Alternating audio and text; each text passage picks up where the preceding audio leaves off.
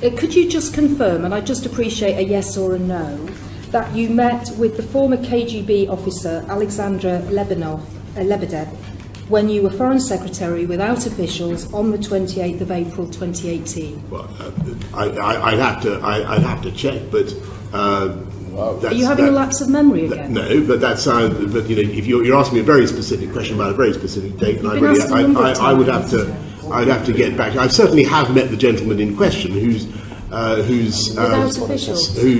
to be the proprietor of the London Evening Standard when I was Mayor of London. So I certainly am not going to deny having met Alexander Lebedev. I certainly have. As far as I remember, he used to own the London Evening Standard. Yes, but with officials when you were Foreign Secretary. Did you meet with officials or without officials? Look, I've certainly met him without officials. Right. And as I say, he's a perhaps you could write to us proprietor of a perhaps you could write to us with a specific very happy to specific answer to that very specific question. Yes. Meg Hillier. Yes, can I just follow that up? Prime Minister, I mean, you said you met him without officials. Was that presumably was when you were Mayor of London? When you were Foreign Secretary, did you meet Alexander Lebedev? I think I probably did, but probably did. As I said, I would need to check. You used to regularly meeting him. I mean, is it probably because you meet him often, or probably because you can't remember? I've met him on a very few occasions. As Foreign Secretary. On the occasion you're mentioning, if that was when I was Foreign Secretary, then yes. Without officials. Yes, I mean that makes sense. Did you report to your officials that you had met him? I think I did mention it. Yes. And where did you meet him? I met him in Italy, as it happens, but I really, I forget. Anyway. Well, perhaps you'll write to us. Personal engagement, was it? Yeah. That's Personal exactly right. So many people want to know, are you honest, Prime Minister? I think yes, and I think that the best way to judge that is to look at what this government says it's going to do and what it does. And we'll get to that in a minute. I just want a straight answer. You're an honest speaker. Yes, and I do my best to represent faithfully and accurately what I believe.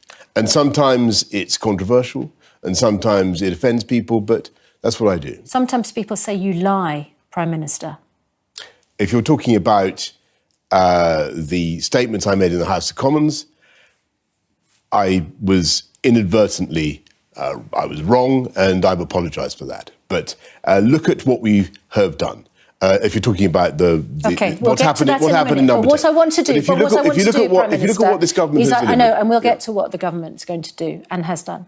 But I just want to get on the record what you say about honesty and telling the truth, because it's important for our viewers, because they're going to be listening to their answers, to your answers. It matters very much to me. And there are also, as you know, and again this seems remarkable, there are fact checkers at every stage of every interview who will go through your answers with a fine-tooth comb. Fine.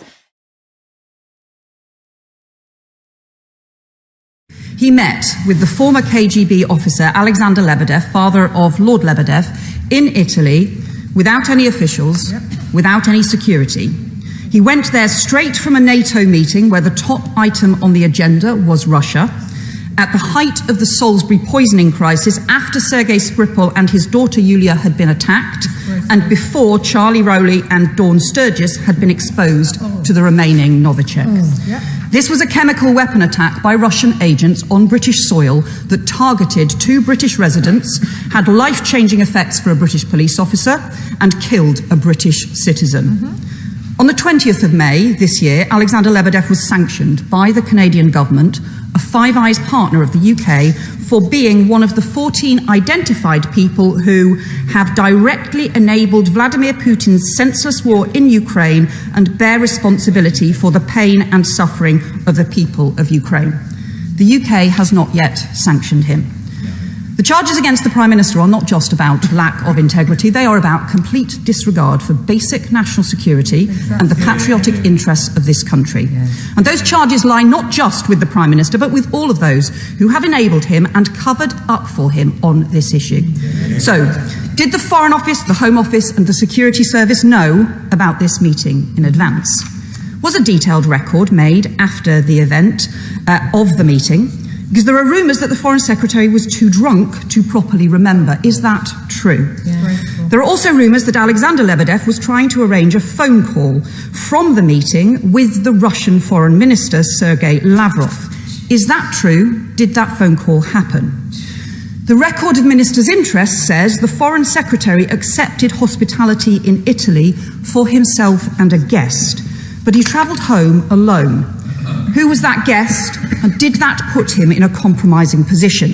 The Prime Minister referred yesterday to several meetings with Alexander Lebedev without officials. When were the others? Were any of them while he was Prime Minister? And the Shadow Security Minister has been asking for confirmation that this meeting happened for months. So why have Home Office Ministers, Cabinet Office Ministers and Foreign Office Ministers all been covering up? It is bad enough covering up for parties and breaking the law, but covering up over national security is a total disgrace. It puts all our safety and security at risk. It's not just the Prime Minister, it is the whole government that is letting the country down.